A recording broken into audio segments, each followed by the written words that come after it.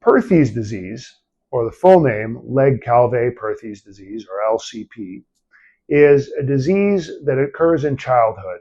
And it is thought that during the development of the hip joint, part of the bone of the femoral head actually dies or loses its circulation.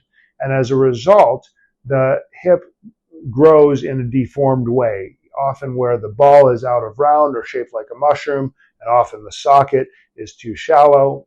There may be a lack of growth of the femoral neck, so there's a short femoral neck, and there may be cartilage damage that occurs along the way if the bone collapses.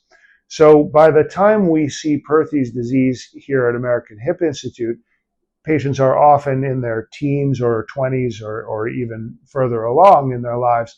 And at that point, our goal is to help with the deformity and to try to preserve their hip and put off a hip replacement for as long as possible. It's well known that people who have Perthes disease are at risk for arthritis and the need for a hip replacement at a young age. But fortunately, there are some joint preserving options if we catch it early enough. We can do procedures to repair the labrum arthroscopically if it's torn, to treat cartilage defects, either through arthroscopic or open means by allowing stem cells to come out of the bone marrow through tiny holes or abrasions, or by doing cartilage transplants from donor tissue to fill in a defect.